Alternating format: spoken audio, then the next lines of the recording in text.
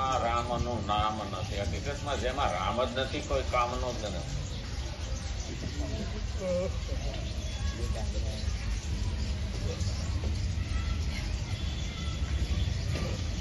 આજે લગ્નગાળો બધા.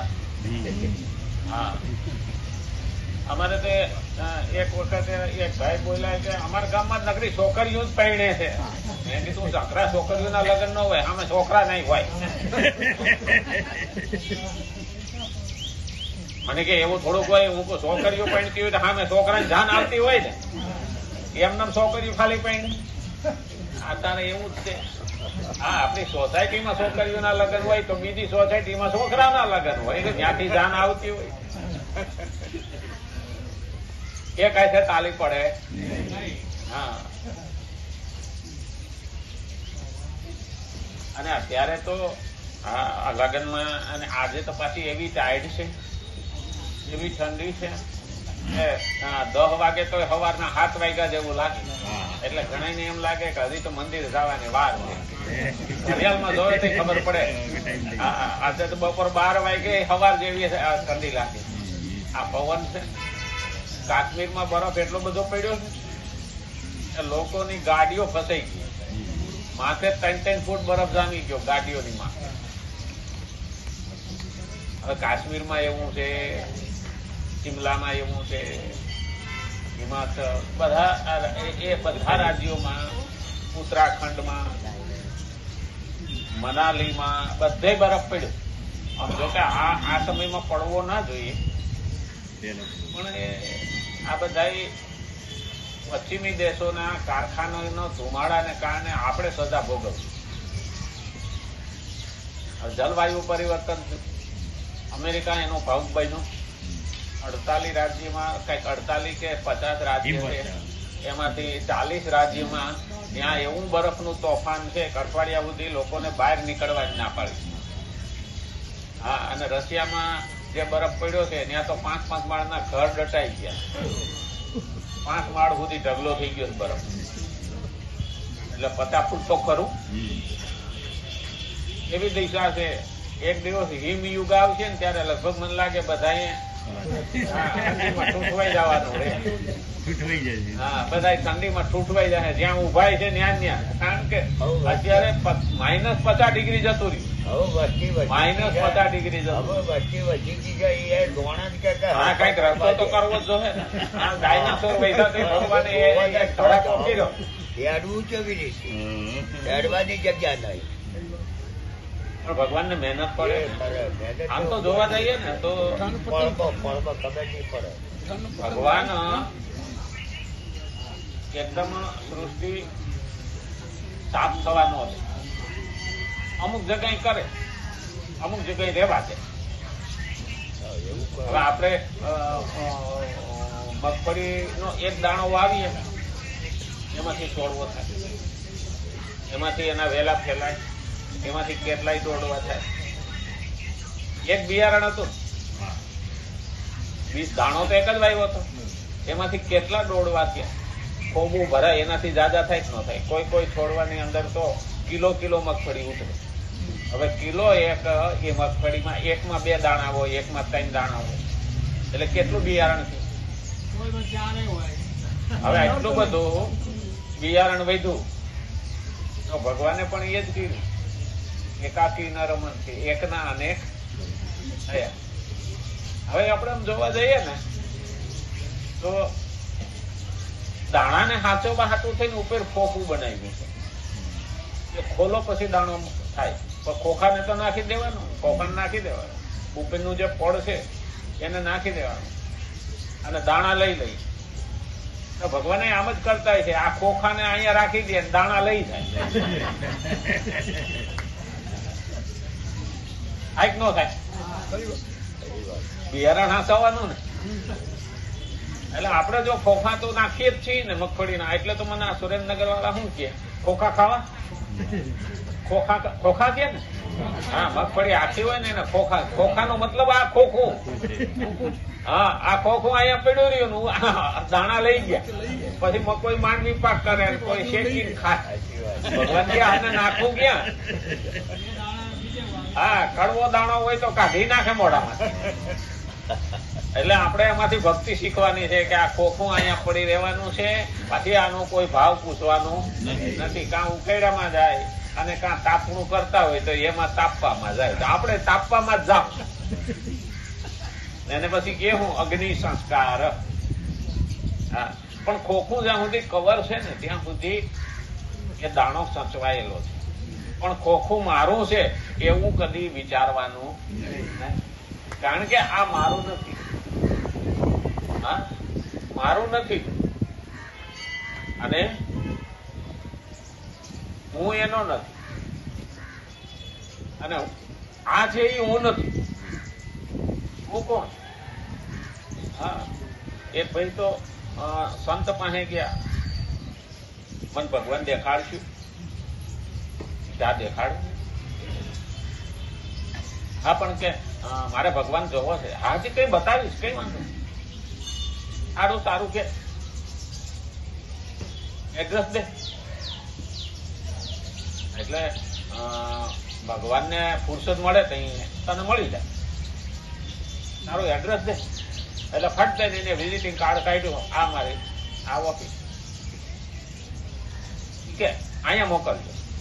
પણ આમાં તારું સરનામું તો નથી, આ તારી ઓફિસનું છે. તારું દે ને. એટલે બીજું કાર્ડ કાઢ્યું. આ રેસિડેન્ટ રહેવાનું. એટલે ઓલા સંત કે એટલે ભગવાનને મોકલું કે આ તો તારું રહેઠાણ છે, તારું સરનામું દે ને. બોલો મૂંઝાણો, મારું સરનામું કયું? આપણે પણ વિચારવા જેવું છે કે આપણું સરનામું કયું, અંદર રહેલાનું સરનામું કયું. કારણ કે જે છે એ તો મૂકીને મારે જવાનું છે. મારું સરનામું કયું? ત્યારે ઓલાને સમજણ પડી કે ગમે એવો ઉદ્યોગપતિ છું પણ મારે ભગવાનને જો. જેથી આ સરનામું મળી ગયું ને એ દિવસે યાદ રાખવાનું કે ભગવાનથી દૂર નથી અને દેર ભી નહીં. તેથી ભગવાન મળી જ ગયો, આમ દેખાય જ ગયો. આત્માને ઓળખા વિના રે ભવના ફેરાય નહીં તો ટકે. હજુ બહુ મસ્ત છે. હંસલો ને બગલો રે રંગે રૂપે એક છે, પણ એના આહારથી ઓળખાય.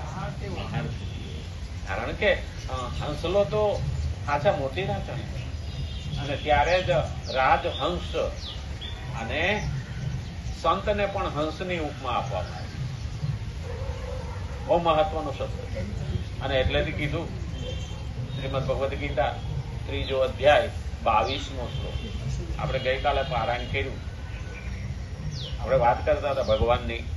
હે પાર્થ, મારે ત્રણેય લોકોમાં ન તો કશું કર્તવ્ય છે અને ન કશીએ પ્રાપ્ત કરવા જેવી વસ્તુ. અપ્રાપ્ત છે છતાંય હું કર્તવ્ય અને કર્મમાં જ પ્રવૃત્ત રહું છું. ભગવાન એમ કે છે મારે કાંઈ મેળવવાનું છે નહીં, મારે કાંઈ જોતું નથી, છતાં હું કર્તવ્ય અને કર્મમાં પ્રવૃત્ત જ છું. ઘણાને એવું લાગે ભગવાન કામ કરે. હા, ભગવાન કામ ન કરતો હોય તો વસંત આવ્યો હોત ખરો, પૂર્ણ ખીલા હોત ખરા. અને ભગવાન કામ ન કરતો હોત તો આપણું ખાધેલું પચીને લોહી થયું હોત ખરું. હા, મને તે ભાઈ કીધું હતું કે ભગવાનને તમે માનો છો, મૂર્ખા છો. સાચી વાત છે. તમે એમ કહો છો કે ભગવાન ખાધેલું પચાવીને લોહી બનાવે છે, તો એમાં ખોટું શું છે?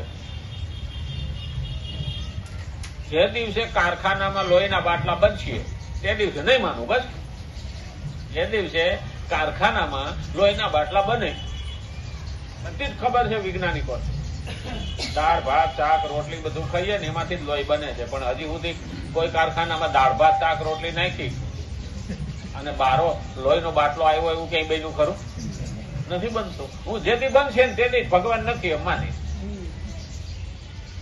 અને તારે પસ્તાવાનો વારો આવશે. જે દિવસે વિજ્ઞાન એમ કહે ને કે ભગવાન છે ત્યારે આ થાય છે, તેથી તારી પાસે આ બધું નડશે.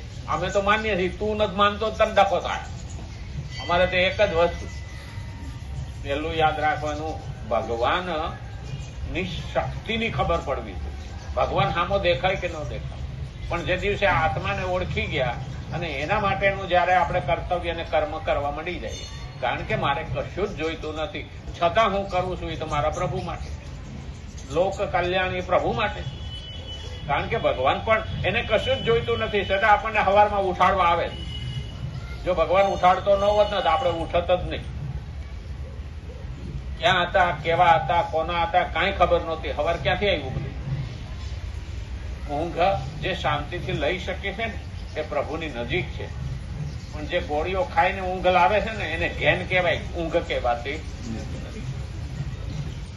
એટલે ભગવાન કે નમે પાર્થાસ્તિ નાનવાપ્તમ વાપ્તવ્યમ. ભગવાન કોઈ એક લોકમાં સીમિત નથી. હવે જે આ બધું ભગવાનમાં છે અને ભગવાન આમાં છે, આપણે ગઈકાલે એ જ વાત કરતા હતા. ભગવાન સર્વત્ર છે પણ એટલો જ નથી હો. નહીતર આ બધું ખલાસ થઈ જાય ને તો ભગવાન ખલાસ થઈ જાય. ના, એ અધિક 10 અંગુલમ. ભગવાન એનાથી પણ તમારી કલ્પનાથી આગળ છે.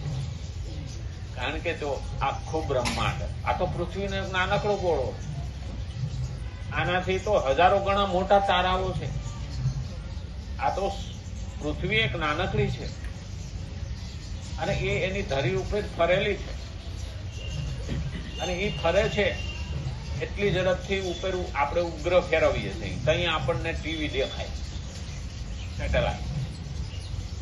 આ બધી જયારે આપણને ખબર પડે ને, ઘણા હજી મગજમાં નથી ઉતરતું કે પૃથ્વી ફરે છે એવું માનતા જ નથી. અમાર ઘર નો ફરી જાય એલા તું જે લબાચા ઉપર તારું ઘર છે એ આખો લબાચો જ ફરે.